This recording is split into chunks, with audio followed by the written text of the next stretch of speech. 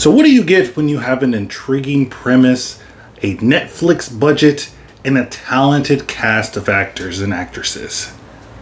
Well, according to Netflix, dog shit. Listen, punk. To me, you're nothing but dog shit, you understand? And a lot of things can happen to dog shit. It can be scraped up with a shovel off the ground, it can dry up and blow away in the wind, or it can be stepped on and squashed. So take my advice, be careful where the dog shits you. I'm not gonna mince words here. I'm not gonna beat around the bush.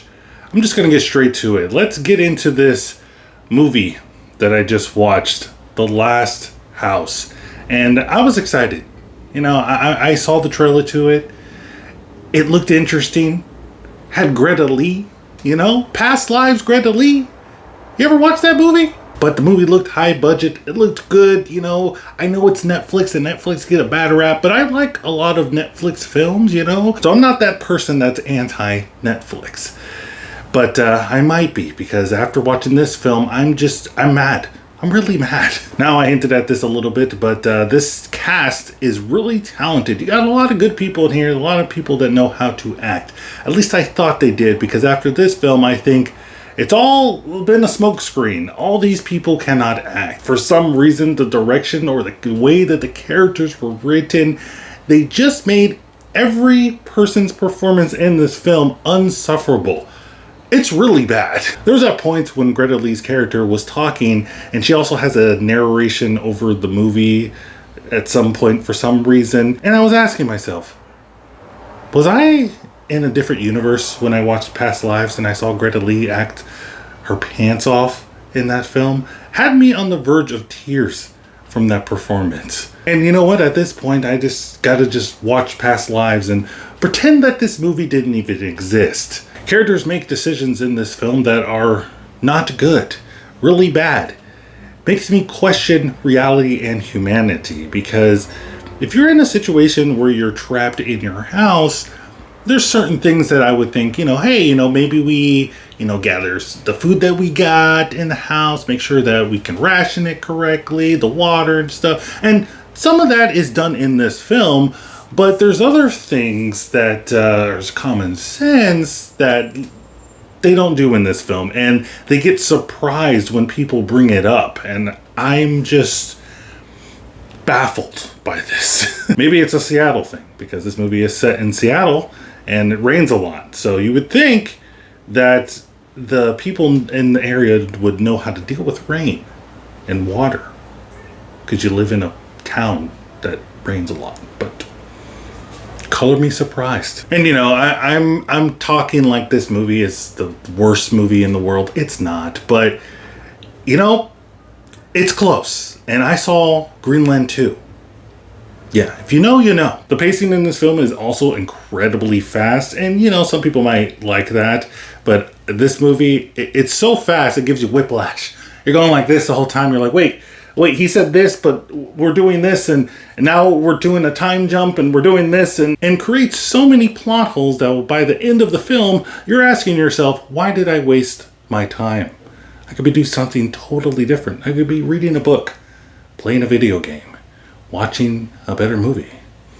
Past lives, perhaps. Also, this movie has parents that don't listen to their kids, and I just really, really hate that. I don't like that trope in movies where the kid's like, hey, I saw something outside, and the parents are like, oh, you can't possibly know what's outside. You're a kid. You don't know what's going on. And then, the kid actually did say something and comes back around in the movie and they don't. Oh, God. This movie had so much potential. And like I mentioned in the beginning of this movie review, I really thought the premise of these family, being stuck in a house and they don't know what's going on and something mysterious is outside possibly. I'm a big fan of single location type of film, and I really like the possibilities you can do with a single location type of films like that. You can make it really claustrophobic and really intense. And this movie does have certain aspects of that, that does have some thrills, some chills here and there. And I won't lie, I won't sit here and say that this movie doesn't have anything interesting in minute. For one thing, the third act of this film is the best part of this entire movie. Again, it's not amazing, but from what you've been watching the first two halves, the third act is like mind-blowing. You're like, oh my god, finally something is happening. They have this really interesting, like, I don't want to spoil it, but all I can say is a Home Alone-esque sequence that they introduced in this film, and I thought it was really cool and interesting. It doesn't pan out. Doesn't really go anywhere.